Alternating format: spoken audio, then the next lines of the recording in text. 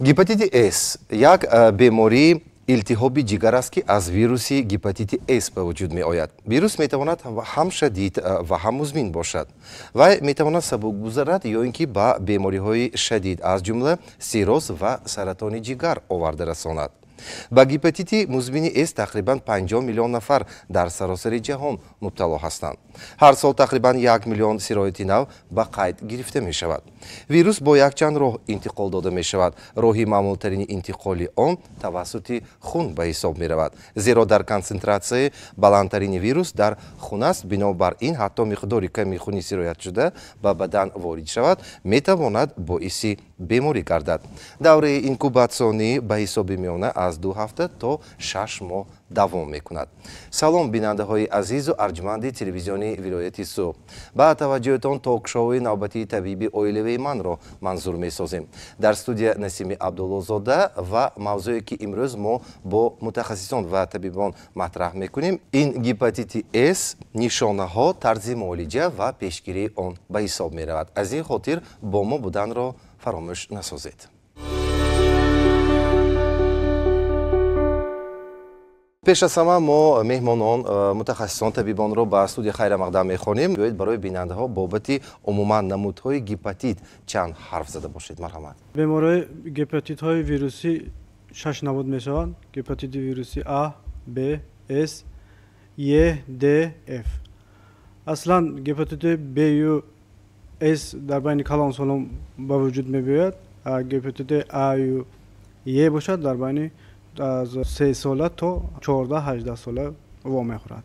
гепатити вируси С ин барангезандааш вирус мебошад.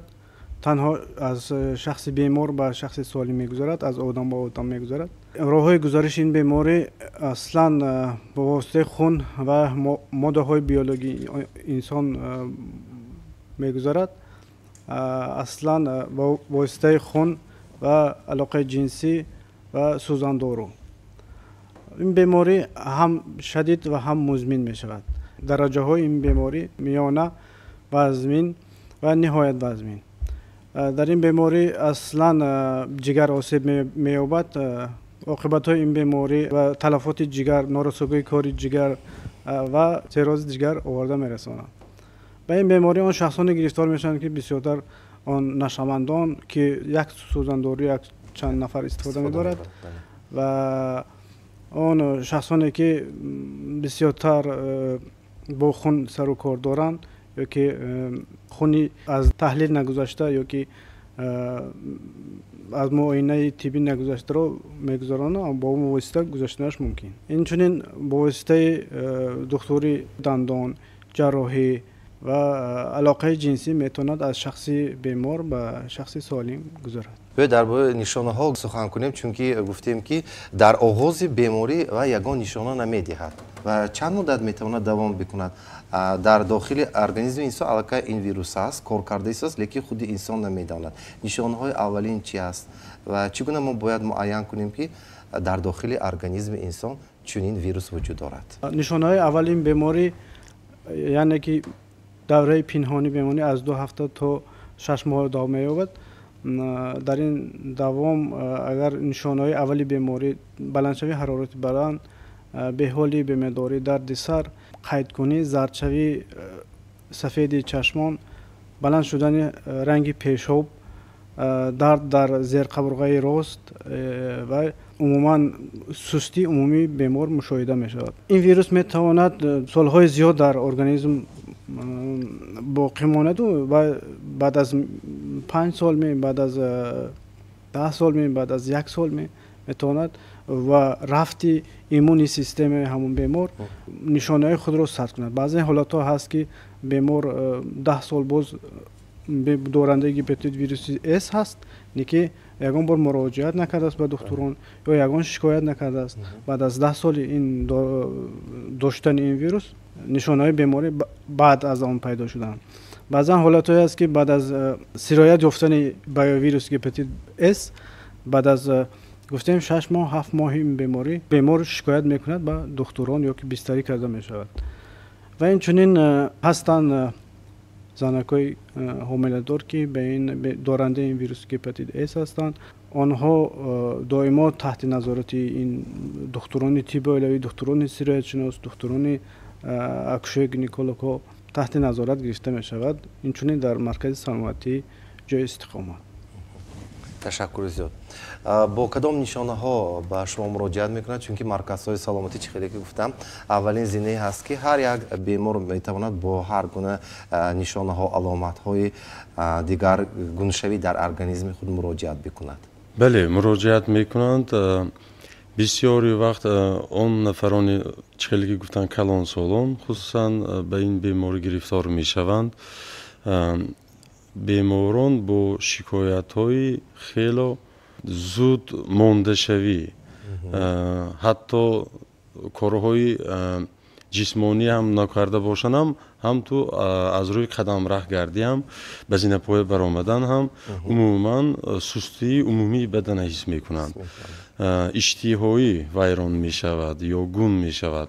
بسیاری وقت در دوره های نهانی وقتی که چخیلی گفتن از 2 تا 6 ماه دوام می کنند شاید که خودش را نقص حس کند. پیداشوی نشانه های این بیماری در هر نفر دوره سلامتیش هر خیل می شود. اندیویدوال سیستم محافظتی ارگانیسم اگر سست باشد در آن شخص ها بسیار زودتر و تیزتر این نشانه ها پیدا می شوند.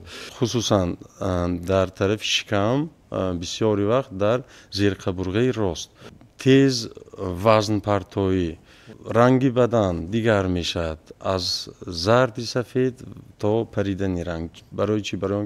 برای چی میگوییم که زرد پروین است و چوب رنگش پریده است؟ برای اینکه زرد شدنش در کار نیست. این از آن وابسته که چخیلی که گفتیم ویرانشوی اشتهایی پیدا می شود. وقتی که بیمار درست غذا نمی خورد و یک کچین می خورد کمخونی به پیش می آید. صحت شوی بیماران از خود بیمار وابستگی است. دوره های اولی سرایت یابی بیمار خودش را نقص حس کردنش هم ممکن، اما در وقتی معاینه طبی مثلا بخبر به شکایت آمدن اما داوطلب مثلا دانشجو داخل شد. امروز ها میدونیم که معاینه طبی برای هم داوطلب هم برای کارخانه همچون کارگر داخل شدن و هم برای نفرانی که اویل برپا میکنن. بله اویل برپا شوی و در وقت به نظارت طبی ماندن حامله‌داران. امروز ها این خیلی خوشحالی ساحه تندرستی است برای اینکه دریافت بیماری حالا این گذشته نرفته دریافت می شود و پیشکی با قید گرفته تبابت میکنیم. برای چی؟ برای اینکه تبابت حالت بیمار وزنی ناشده اگر تبابت سر کنند هم خراجاتش کم میشد و هم بیمار بسیار لاغر نمی شود و حالت سلامتیش هم تیز برقرار می شود. از حسابی که این بیماری با میگن نازپرورانه اوج میگیرد، بیمار نیستی اما آهسته آهسته عضوهای ضروری بدن طرف نابود می سازد و لاغر می سازد. از حساب همین در دوره های اولی دریافت کردن این بیماری ویروس هپاتیت S این آن شخصانی که خودشان رو نقص حس می کنند و یا درک نمی کنند به خود نمیگویند این خطا شده است، با یک چند لابراتوری ها تکرار به تکرار می سپارند. من به دندان پزشک نرفتم، جراحی نشدم، یکمین درجه در فکرشان همین می بیاد که حالت ها نبود و تبابت هم پره احساس نمی کنند که تبابت در حال سر کردن کار. پس از 6-7 ماه ها الکی حالتی وزنی کتی می بیاند. کدام نمودی تشخیص را باید سپارند برای معاین کردن هپاتیت؟ برای انیق نمودن همه نمودی هپاتیت ها هست تحلیل های ایفا برای هپاتیت A، ایفا برای هپاتیت B، S.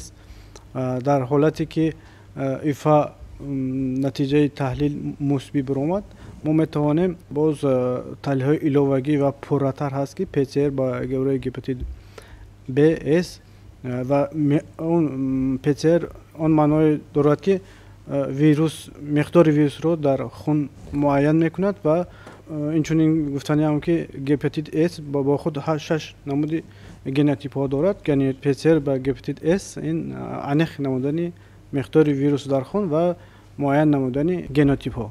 و اینچنین در حالت هایی که بیمار شکایت چنانه که گفتن در بالا ذکر کردیم شکایت در دل بهزوری، زردچوی، قید کنی و اینچنین دیگر شکایت ها ما میتوانیم برای پره و تشخیص گذاشتن تحلیل های عمومی خون، پیشاب، اینچنین تحلیل کار جگر، معاین نمودن کار جگر، بیلیروبین، علت اسید و اینچنین اوزی جگر و تلخدان، اینچنین برای انکار کردن بیماری های خون و انکار کردن بیماری های سنگ تلخدان و انکار کردن خودی بیماری های هست گپاتیت ویروسی هست گپاتیت غیر ویروسی.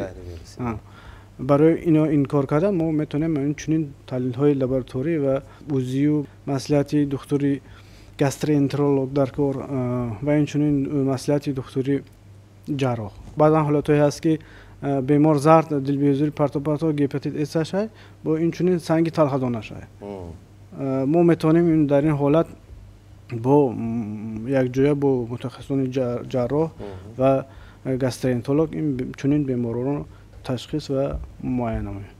یعنی بیماری های همردیف هم دارن که باز مشکل تر میسازد. من فکرم کار شما رو. بله برای آنکه سیستم محافظتی انسان تا رفت پست می شود از حسابی که خیلی که گفتیم عضوهای نه فقط جگر حتی دیگر عضوهای بدن هم لاغر می شود، وظیفه هایش را گم می کنند و سست می شوند. وقتی که اشتهای ویران شد، وقتی که معده روده هضم کنیش سست شد به این تاثیر می رساند. خودی این بیماری از حساب نجابیدن، هضم نشدن خوراک در خوراک هر نمود ویتامین لوازماتی به ارگانیسم انکشافش ضرور این سفیده و ویتامین و مینرال ها این تاثیر میرساند به سستشوی سیستم محافظتی ارگانیسم یعنی ایمونیتت. حتی بیماران یکم شکایتشان از همین هم سر میکنند. وقتهای آخر من بسیار به شمالکشی راههای بالای نفس بسیار گرفتار شده ایستادم و پیشتر باشد 2-3 روز دوام میکرد تا خود تبابت کنم نکنم صحت شده میبرفتم. اما روزهای آخر امروز ها حتی که تبابت میکنم اما با آریزه ها دچار میشم تا حالت های حرارتی بدنی بلند تبابت از خب ها تا به سوزنداره ها میگذارم بعد صحت میشوم میگن. این هم یکی از نشانه ها دانستن ممکن است. من درباره پهپادشوی همین بیماری میخواستیم که با متخصص صحبت بکنیم. در ولایت سوق چگونه صورت میگیرد؟ آیا بسیار شده است از موافق تحلیل های شما؟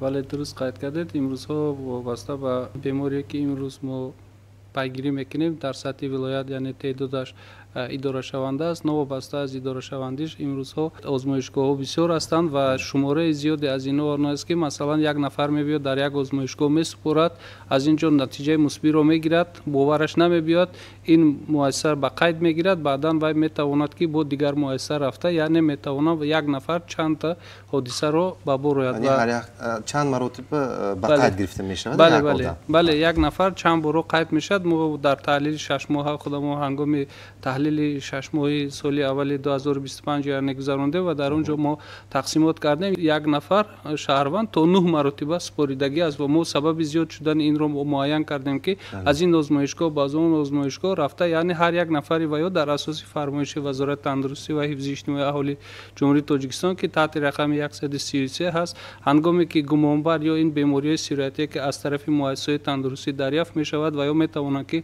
دوام 6 ساعت اول تلفنی خبر داده بعدا در 6 ساعت 12 ساعت آیندهش می تواند طریق خطی و ما دسترس کنند و در اساس خبرنامه فوری که شکل 075 هست و هنگامی که به ما وارد می شود او وابسته به قیدگیری این یا اون بیماری سیریاتی از طرف دکتر اپیدمیولوژی یاردمچی اپیدمیولوژی فورا در دوام 24 ساعت معاینه اپیدمیولوژی در منبع سیریات گذرانده می شود و ما و شما می دانیم که گپاتیت این خیلی که دکترها گفتند гепатит С бемории шадид буда ва вай метавонад дар 80-85% яъне вай беаломат аст. вай метавонад танҳо беаломат гузаронад ва мо гуфтем ки бо илтиҳоби ҷигар ки вобастагӣ дорад дар узви инсон ҷигар оиди иллатёбии худаш ба мо дарак наметиҳад мисли дигар узвҳое ки дар мо ҳастанд. бале бинед ки як узва мо агар дард кунад ҳамон ҷо як сигнал ё як аз худаш хабар метиҳад ва хушбахтона имрӯз вобаста ба пешгирӣ ва назорати гепатитҳои Б, С ва хеле ки дар боло духтур гуфтанд ва зиёда аз 8 намуде ки дар айни ҳол дар тамоми ҷаҳон яъне ба қайд гирифта истодан ва олимон нисбат ба ино кор карданд. хушбахтона дар давлати мо дар вилояти мо танҳо 2 намуд ҳаст ва гепатити Б ва С ва дигарош то ба ҳол қайд карда нашудааст. хеле ки дар боло гуфтанд гепатит А, Е танҳо дар кӯдакон мешавад ва метавонад гепатит Е дар занои ҳомила низ пайдо шавад. вобаста ба ин аз тарафи мутахассисон гурӯҳи махсуси эпидемиология яъне таъсис дода шуда ки ҳангоме ки гепатити шадиди ин ё он Б ё ки С ба қайд гирифта мешавад аз тарафи мо фавран дар манбаъ кор кардем ва роҳҳо ва усули гузариши онро муайян мекунем. дар бисёр муассисаҳои тандурустӣ ҳангоме ки шаҳрвандон муроҷиат мекунанд ва ҳангоми дарёфти ин намуди беморӣ ба мо дертар хабар медиҳанд ҳоло он ки ва ё вазифадор ҳастанд ки дар асоси фармоиши вазорати тандурустӣ яъне қаблан ки гуфтем бояд хабардор кунанд.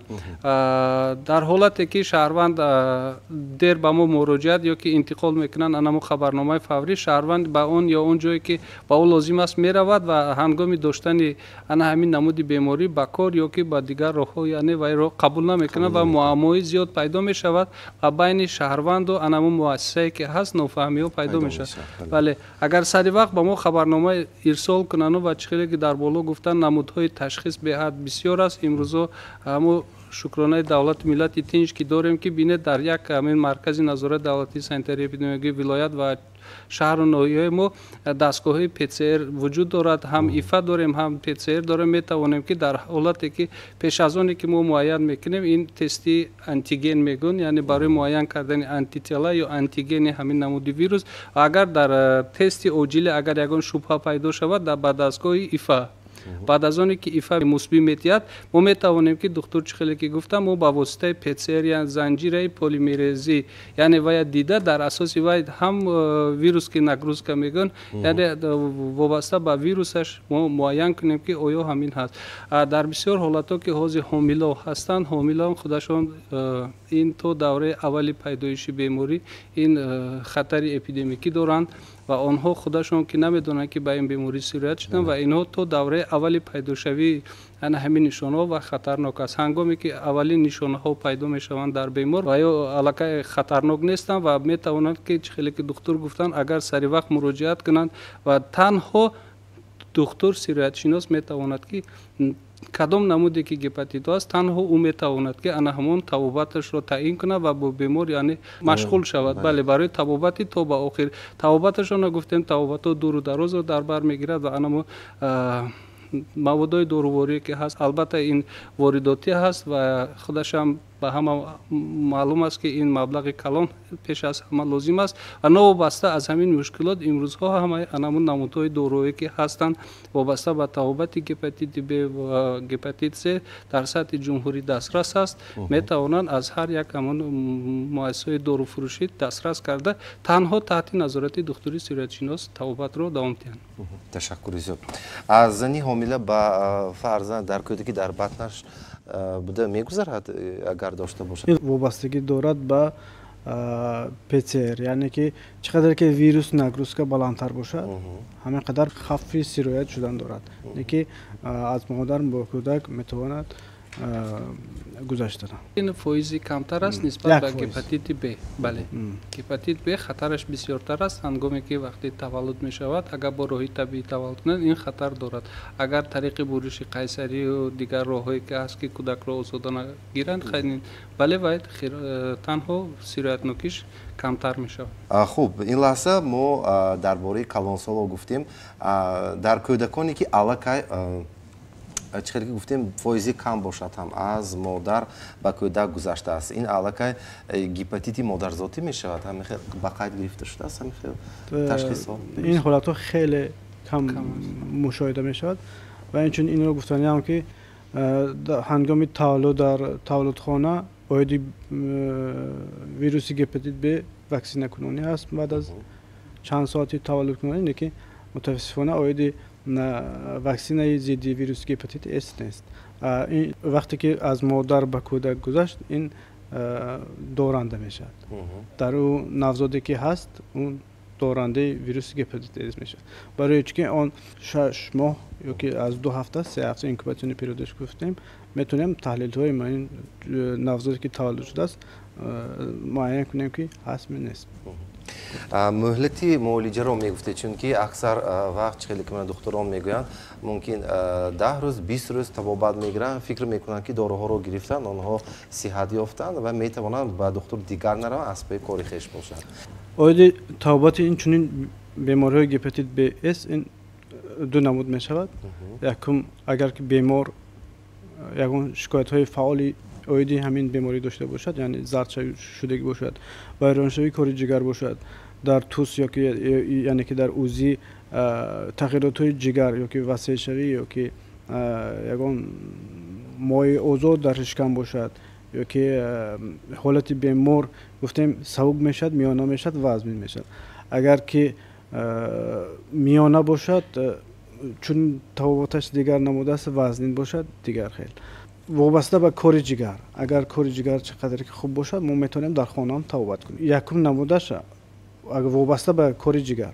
دوم نمودش اگر که بیمار مراجعت میکنه فقط از روی تحلیل های لابراتوری مراجعت میکند میگوید که من چنین ویروس گپتیت دارم دیگر یگان شکایت ندارم ما تحلیل کردن میبریم هم نمود تحلیل های گذراننده بعدا میبینیم که حالت جگر فعال است کارش خوب است بعد ما دوم اتباع طبابت رو میتونیم گذرانیم. دوم اتباع طبابت این داروهای ضد ویروسی است تو 3 ماه 90 روز او میتواند هر روز یک از روی نقشه چنین حب‌ها رو استفاده برد. دیگر فقط اویدی گپتیت اس من معلومات میدهم از اویدی گپتیت B باشد و از 1 سال تا 5 سال میتواند چنین دارو استعمال نماید. این دارو میتواند در خانه‌اش یا که در جای کارش یا که در جایی که باشد اگر استعمال نماید. اگر که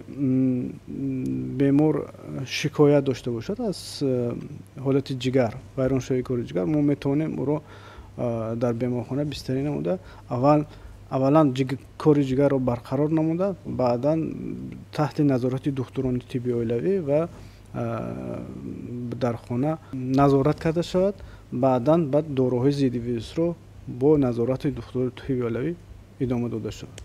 تشکر زیاد.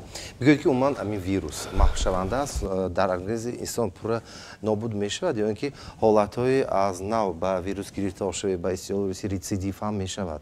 تا سال 2013 یا که 14 چنین داروهای ضد ویروسی حب‌ها نبودند. از سوزن داروها استفاده می‌بردند. برای بیمار وی را قبول کردن دشوار بود. برای اینکه حرارت‌های بلند میداد، دردهای سخت میداد.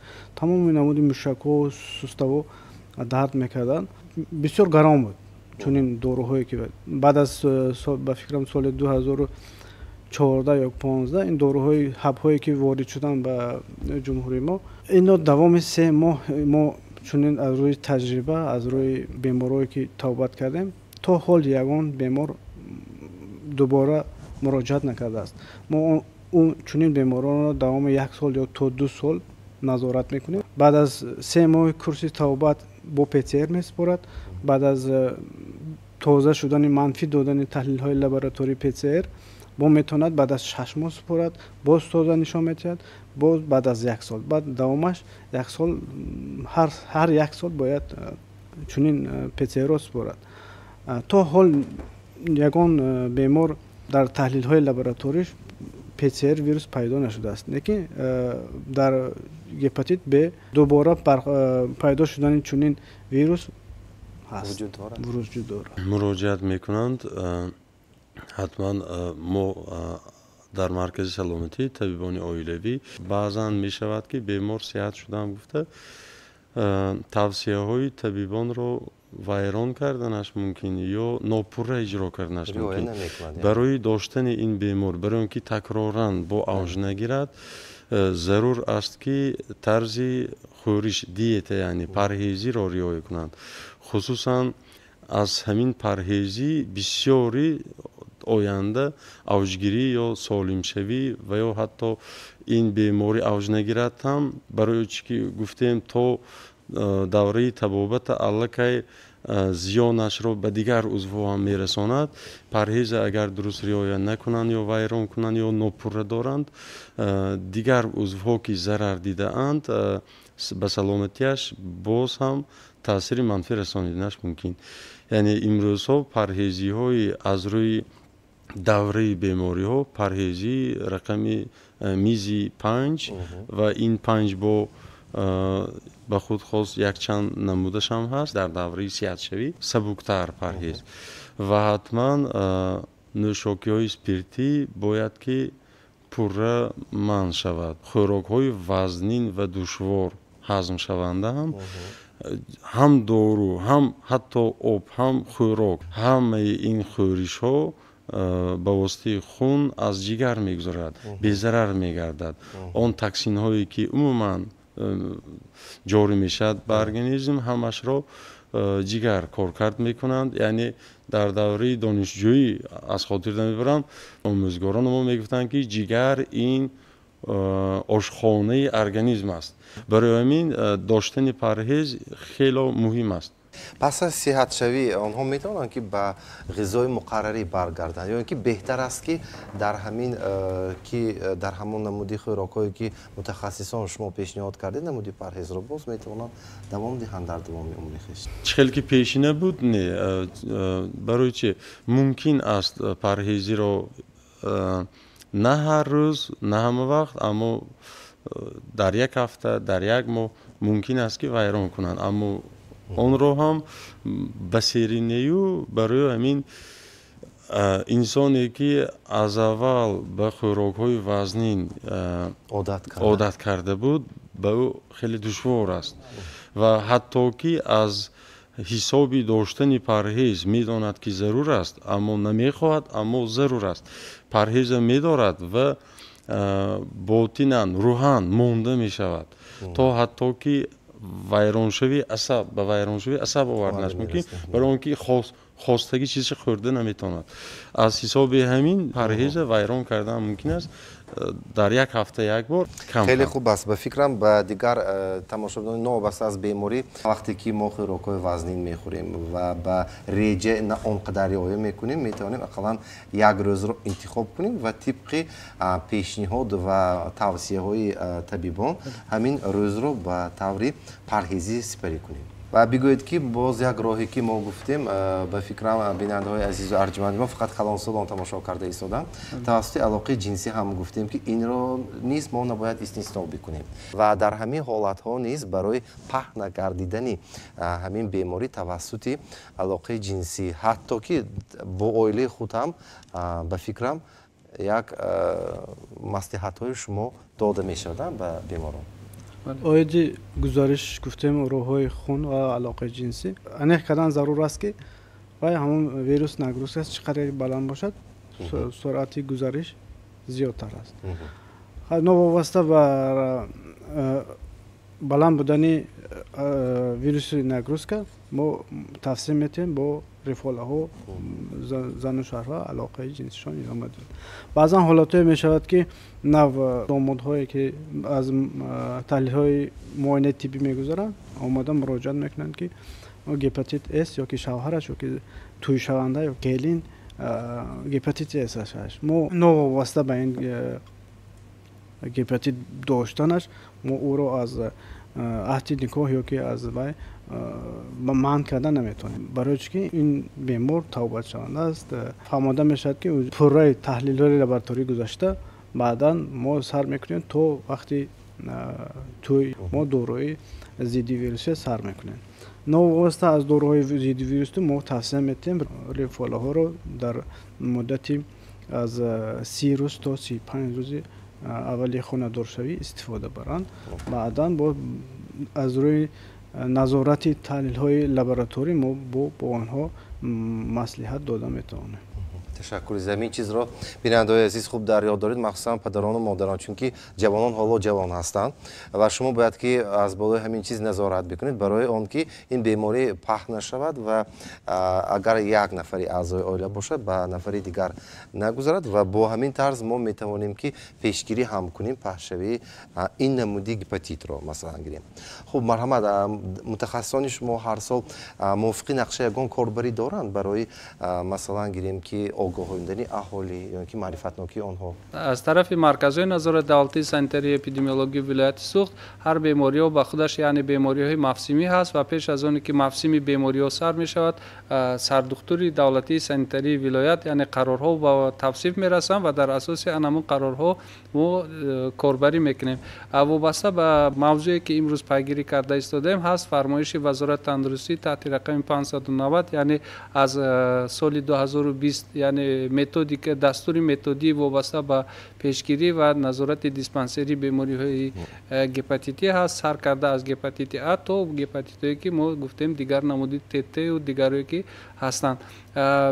هنگامی که ما در منبع ها کار میکنیم و راه های گزارش در بسیار حالت ها شهروندان حتی نمیدونن که به کجا مراجعت کردند و از هر چیز ها را گذراندند و این بیماری گفتیم که یعنی سیرایت نوکیش وابسته هست از سطح بلند ویروسی و در عمل با طور خون گذشتنش این به حد یک طبق نشاندادهای اپیدمیولوژی یعنی سیرایت نوکیش کمتر است نسبت به هپاتیت ب و دیگر هپاتیت ها است. این کمتر از ما نباید که از این بیماری هراسیم و امروز ها خیلی که در بالا قید کردیم نکاح شوندگان گپ درباره نکاح شوندگان می رود و هنگامی که در این یا اون نفر ما دریافت میکنن از طرف آزمایشگاه همه تمام خیلی که دکتر گفتن این بیماری ها بیماری های توبت شونده است و ما می توانیم که سری وقت مراجعت کنن دریافت کنیم و سری وقت به توبت فرا گیریم و یا مثل ما و شما زندگی آسوده داشته باشند مستقلانه دارند تنها جگر علت یافته است اگر ما فورا به توبت فرا گیریم و انما علت نوکی جگر یعنی ما می توانیم سری وقت برطرف کنیم. خیلی که در بالا دکتر گفتن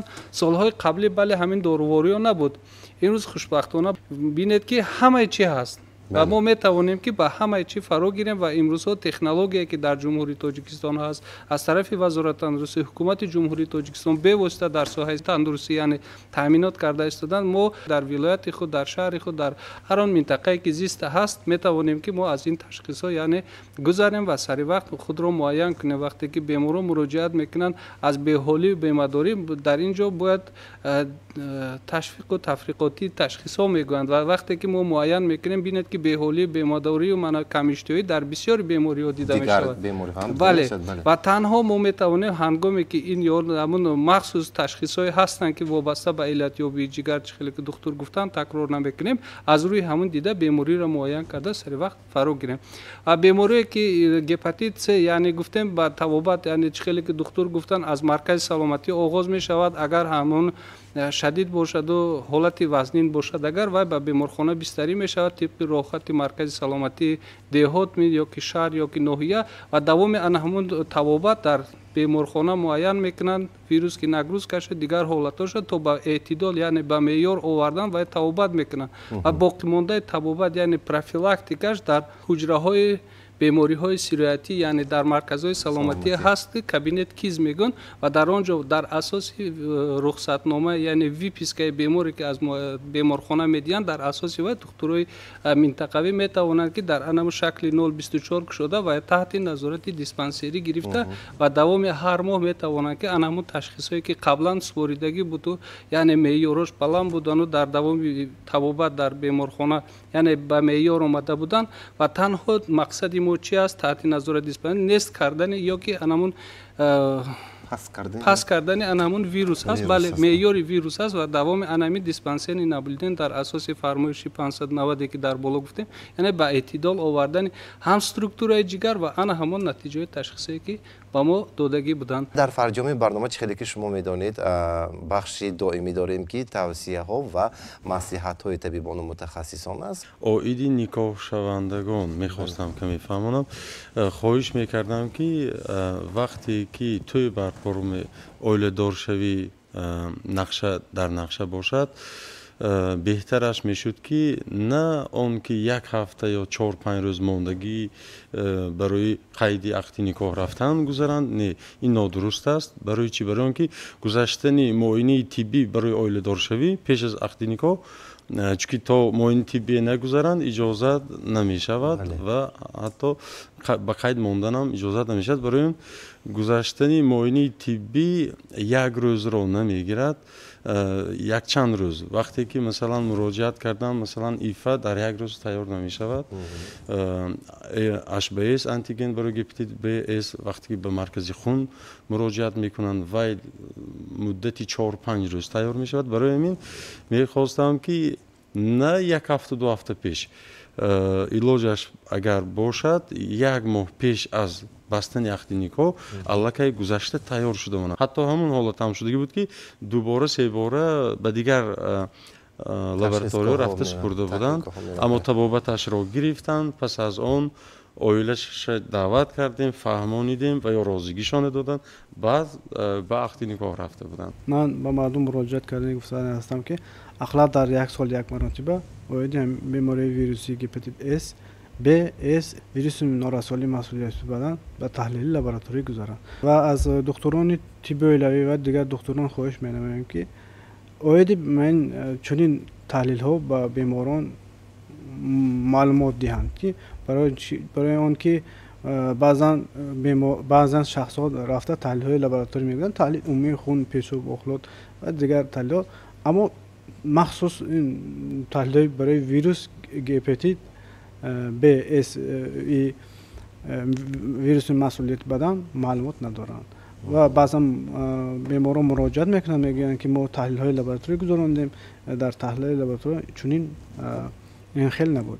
лекин то оиди ҳамон ифа гепатит ёки тести оҷилӣ оиди бебинӣ гепатит Б/С нагузорад ва пайдо намешаванд. ва инчунин барои беморони дорандаи вирус гепатит Б/С муроҷиат ёки маслиҳат доданам ҳастам ки обҳои ташхисшикани рангаи газдор, маводҳои спиртӣ, маводҳои мухаддир ва хӯрокҳои тез пазро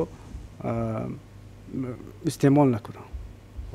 ва инчунин оиди тавбати гудан бемориҳо ба шаҳрвандони ҷумҳурӣ ёки ба шаҳрвандони вилоят, шаҳр, ноҳияҳо муроҷиат карда гуфтанӣ ҳастам ки ба мутахассиси соҳаи сироятшинос муроҷиат кунам. табиби ҳар як нафар худи шахс аст ва пеш аз ҳама ман ба мардуми вилоят, ба мардуми тамоми ҷумҳурии Тоҷикистон саломатӣ мехоҳам ва саломатии шумо дар дасти худатон ҳаст ва ҳангоми дучор шудан ба ин ё он беморие ки имрӯз мо матраҳ кардем, набояд ки шумо ба тааллуқа афтед ва ҳатман ба мутахассиси соҳаи сироятшинос муроҷиат кунед ва дар ҳангоми дуруст ташхис кардан ва шумо метавонед сари вақт ба тавбат фаро гиред ва зиндагӣ давом диҳед. ташаккур изоб. арзи сипос барои маслиҳатҳо ва тавсияҳо.